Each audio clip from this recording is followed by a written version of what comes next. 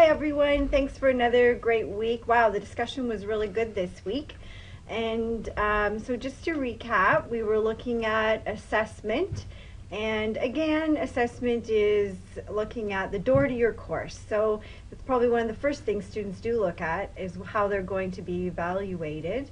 And so we want that to be made in a friendly environment. So the next piece we looked at was the difference between formative assessment and summative assessment. And as a group, I think we felt that summative assessment is important. That's what we're assessing them on at the end to make sure they meet the outcomes of your course. But the formative assessment really is where the learning happens, and it also identifies to the teacher where gaps are so they can make those small course corrections if needed. And we had a bit of discussion of, well, how do you strike the right balance between enough formative assessment without overloading the students or overloading yourself. So lots of discussion around the nudge and the difference between the nudge and a shove, and also just how often do we have to nudge and why do we have to nudge. So we looked at a variety of ways that we could nudge a student into reminders about when assessments are due or what that is about. And again, it's just another aspect of creating an engaging and friendly course. Then we spent quite a bit of time on the cognitive presence. And out of that, one of the main key points we came up with is the importance of having students to write and to get to that deeper level of thinking and some of the challenges around that in today's more digital society. And then we also took a look at, well, how can we inspire students to value both assessment and learning? And we asked you to do that in your reflective book of great ideas, but it turned into a very interesting conversation that you had with some great idea sharing. So the next, we had some discussion around, of course, the famous comic. And just, we've got so many different types of individuals in our courses that that's the nice thing about formative assessment is that you can change it up. You don't have to have the same type of assessment on either a weekly basis or each time that you are doing an assessment, but that you could have a variety that would speak to the variety of people that you have in your classroom. So this piece we didn't get to, but we're going to ask you to explore these questions a bit more in your blog. So how will you implement assessment of learning into your blended mode of delivery, into this new mode? And do you harbor any biases on that? If you're wanting to do everything in class, well, why is that? And thinking about where will they take place? Will it be face-to-face and online? Will it be ones that lead from one to the other?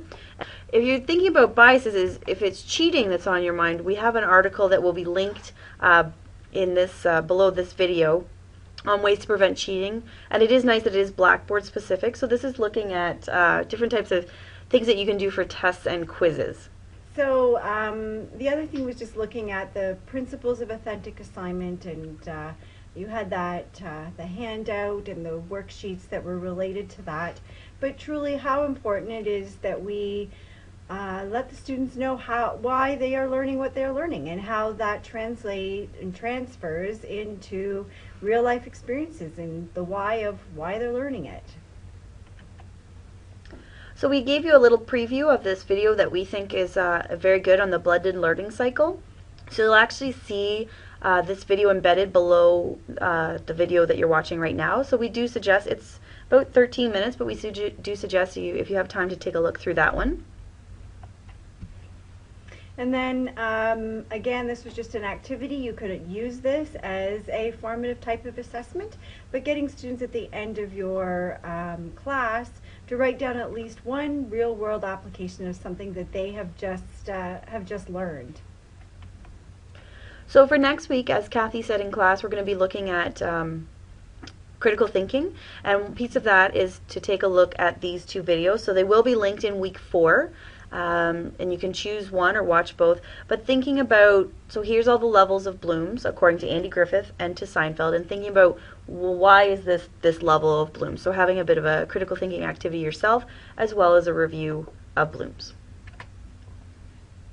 So so next week we're going to be looking at critical thinking, just what exactly that is, and and how we can promote critical thinking within our classrooms, or can we? Which leads us to the debate. So you'll need to do a little bit of preparation for next week. Just doing a search on online learning and critical thinking and see what you come up with. You'll need to be prepared to be either on the nay or the yay team, and you'll need to understand both so that you can counter retort each other. And your question is, can students be taught to obtain a level of deep thought, complex problem solving, and critical thinking in an online environment? And you'll find in week 4 some tools to help you prepare for a debate if you've never been in a debate before. And if you're planning on using debates in your courses, this is a great resource to help your students get prepared.